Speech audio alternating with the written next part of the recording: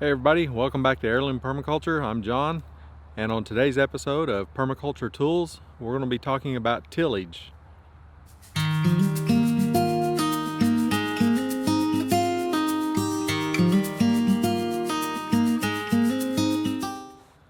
So let's talk about some of the different ways to accomplish tillage on a permaculture homestead. There's a lot of different ways to go about this. There's also a lot of different discussions about should you do any kind of tillage at all in the first place. So minimal tillage or disruption of the soil is not a bad thing, and to get areas started you might even have to do somewhat significant tillage depending on what you're starting with. And again, several ways to do this, mechanical or using animals. Behind us here is the area that we've converted into what will be our kind of a market garden setup for next year, so that we can get a high output of production through this area. This started out a few years ago. In fact, just a couple years ago, there was exposed bedrock in areas behind me. And we brought in a lot of wood chips. We've added composted materials. We've done a lot of work to build almost 12 inches of topsoil on top of that bedrock, and we've got some really good soil to work with. So it's required a little bit of mechanical manipulation to kind of speed up that process. We've had to turn it over a couple times. We had to run broad forks through it, and to get that kind of rapid decomposition, it's required a little bit of effort, but we've created almost 12 inches of good workable soil that wasn't there. It's not that we just improved what was there, as we had nothing to work with. And the plan originally was for this area to be highly perennial, and as we've adjusted what we're trying to accomplish, we found that we need to kind of change what we do at this area out here. We need a really high output from it, and to accomplish that we needed to change the method of how we were going to use it. So it's you can see it's far more formal looking of a layout than just kind of a random perennial setup that it started with.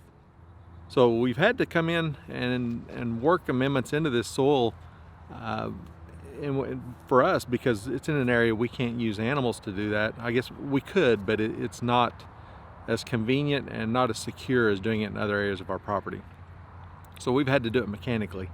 It did get tilled early on with a standard tiller.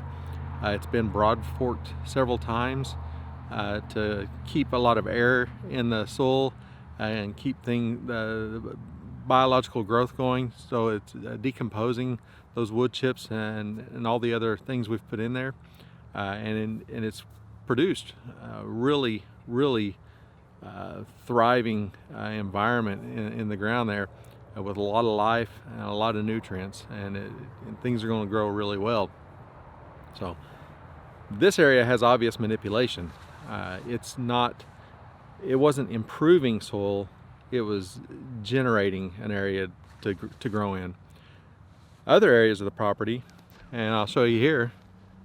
So this area over behind me here is where we do the pastured poultry, and we didn't create soil there. We're working to improve the soil, and running the pastured poultry over there, we let the layer flock rotate in and out of that area.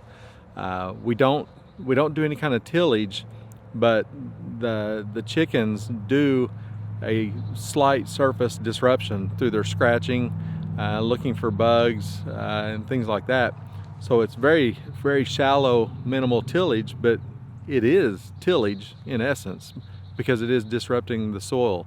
It's just a lot shallower than, say, going 14 inches deep with a broad fork, or however deep with some other type of tiller, or even pigs. They can get a foot deep at times if given enough time on an area. So this area, we have improved the soil through minimal tillage with the chickens. So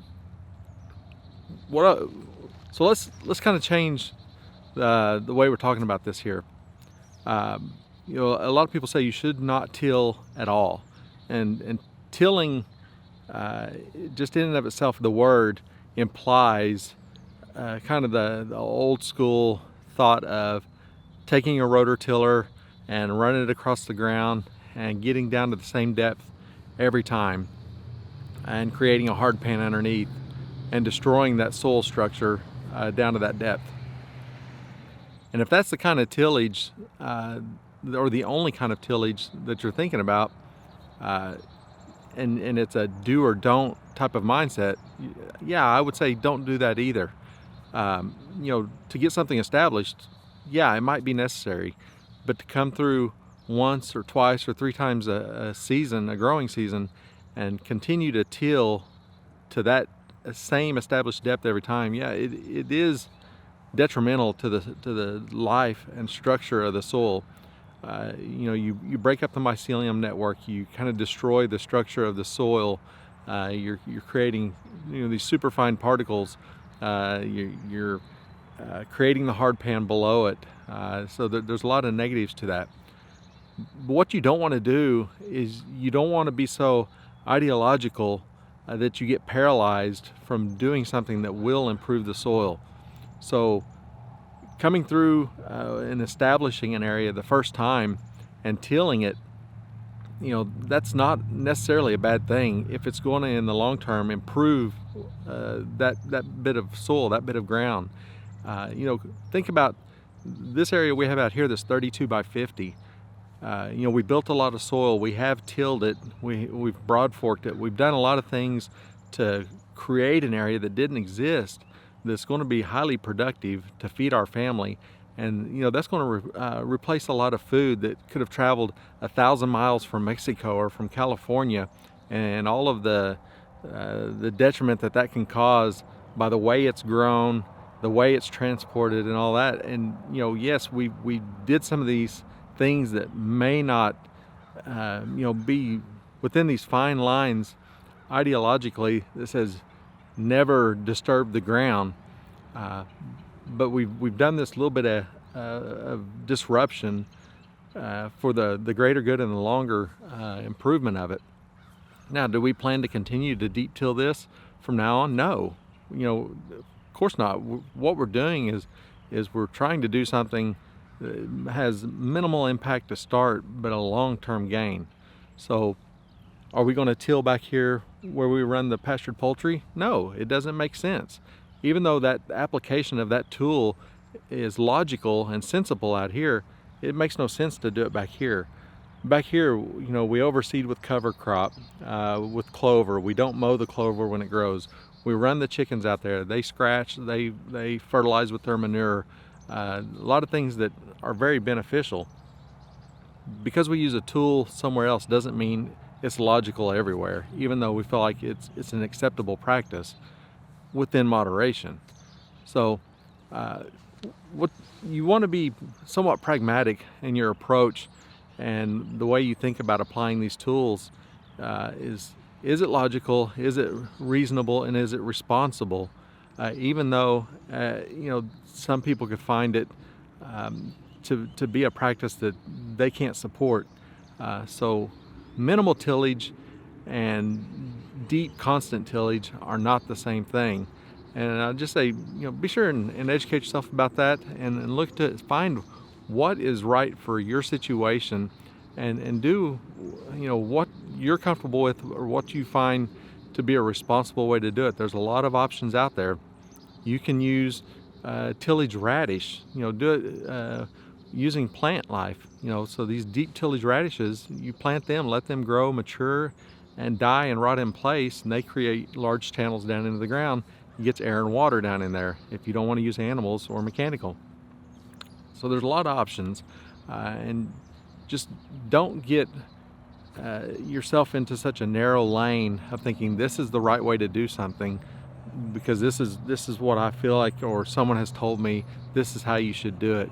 You know, be willing to apply the tools that you find are right for your situation, and be pragmatic about it. Definitely be responsible, but you know what? You're ultimately accountable for what you do with your property. and you're trying to accomplish a goal, and it's just up to you to educate yourself and then make a reasonable decision based off of the knowledge that you have and the circumstances that you're dealing with. So probably come out a little bit of a rant there, but it really wasn't meant to be. It's just I don't want you to put yourself in a box and not allow yourself to really accomplish what you're after based off of the opinions of other people. Yeah, some of those practices I don't agree with either, and you can use pieces of practices and use them to benefit yourself and the land and everything in general if you do it responsibly. So appreciate it. Y'all come back to see another episode here. We'll try to continue to bring you good information on permaculture tools. If you haven't seen our other series, Permaculture Homesteading, I'd say go check that out as we go through the ethics and principles of permaculture and how you can apply those to your homestead. So y'all have a good one, and we'll see you next time.